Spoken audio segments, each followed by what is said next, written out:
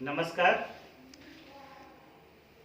मैं एमजी पांडे आप सभी का अपने YouTube channel politics as it is में हार्दिक स्वागत करता हूं। आज के इस वीडियो में हम व्हाट्सएप के द्वारा जो यूजर नीति में बदलाव किया गया है उसके संबंध में बात करेंगे। इस बदली हुई अपनी यूजर नीति में व्हाट्सएप ने ये निर्णय लिया है कि वो अपने यूजर्स के निजी डेटा को फेसबुक के साथ शेयर करेगा। हालांकि व्हाट्सएप बार बार इस बात को लेकर के सफाई दे रहा है कि वो अपने यूजर्स की निजता को भंग नहीं करेगा अपने डेटा को फेसबुक के साथ शेयर करके भी।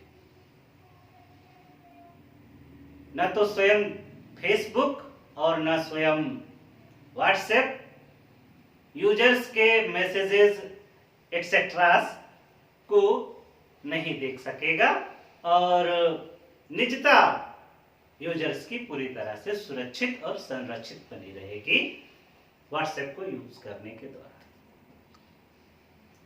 हालांकि ये दावे कितने सच्चे हैं, कितने झूठे हैं, इनमें कितने प्रतिशत सच है, ये तो जांच का विषय है। किंतु मोटे तौर पर हम ये कह सकते हैं कि हम में से सभी जितने लोग ऑनलाइन प्लेटफॉर्म्स को यूज करते हैं, हम में से सभी कुछ कम कुछ ज्यादा सभी असुरक्षित हैं। हमारे डेटा के साथ में छेड़छाड़ होती रही है, हो रही है और समुचित कानून के अभाव में यह होती रहेगी। दावे चाहे जो किए जाएं, परंतु सत्य ही है। भारत जैसे देश में जहां पर करोड़ों की संख्या में डेटा यूजर्स हैं, एक भी समुचित डाटा संरक्षण को लेकर के कानून नहीं। जो कुछ हम लोग सुरक्षित संरक्षित हो रहे हैं आईटी एक्ट के माध्यम से हो रहे हैं, परंतु आईटी एक्ट भी अपने आप में पूरी तरह से निजी डाटा के संरक्षण को लेकर के सक्षम नहीं।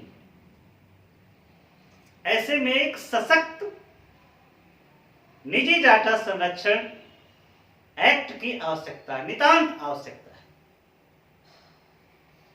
व्हाट्सएप जो कि भारत के यूजर्स के बारे में ऐसा कह रहा है कि वो डेटा को फेसबुक के साथ शेयर करेगा, वही व्हाट्सएप यूरोप के बारे में ऐसा करने की नहीं सोच पा रहा है, तो सिर्फ इस वजह से वहां के यूजर्स का डेटा फेसबुक के साथ व्हाट्सएप शेयर नहीं करेगा, सिर्फ इस वजह से कि यूरोप में निजी डाटा संरक्षण को लेकर के कठोर कानूनों का प्रावधान पहले से किया जा चुका है। किंतु भारत जैसे देश में इतने महत्वपूर्ण विषय को अभी तक पूरी तरह से वरीयता नहीं दी गई। निजी डाटा संरक्षण विधेयक 2019 संसदीय समिति के पास अभी तक विचाराधीन है।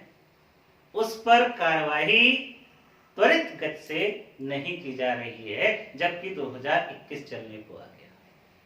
2019 में विधेयक आया, अभी तक उसे लंबित किया जा रहा है। शायद इसके पीछे भी ऑनलाइन प्लेटफॉर्म्स की जो सशक्त लॉबी है, कहीं ना कहीं उसका भी हाथ हो सकता है, या हो सकता है इतनी पेचीदगियां हो उस विधेयक में कि उन पर विचार करने में हमारी संसदीय समिति को इतने ज्यादा समय की आवश्यकता हो सकता है, ऐसा भी हो सकता है।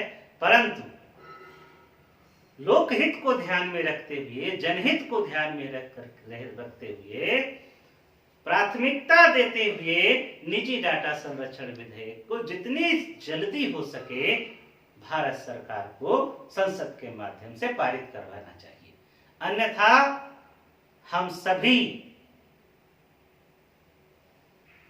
ऑनलाइन प्लेटफॉर्म्स के किसी न किसी रूप में शिकार हैं, क्योंकि आज के समय की अब मांग भी है कि हम ऑनलाइन हुए बिना भी हमारा काम नहीं चलना है।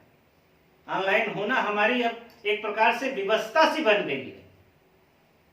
ऐसे में यदि हम असंरक्षित असुरक्षित रूप में यदि हम ऐसे प्लेटफॉर्म्स का यूज करते हैं तो किसी भी रूप में ये लोकहित में नहीं है।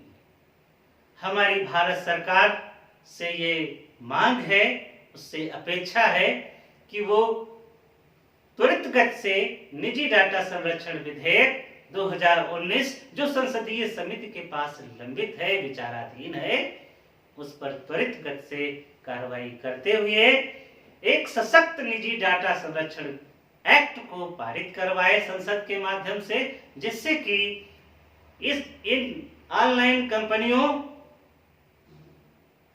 के मनमाने आचरण पर अंकुश लगाया जा सके और जन सामान्य अपने डाटा को लेकर के निश्चिंत हो सके। जय हिंद, धन्यवाद, जय भारत।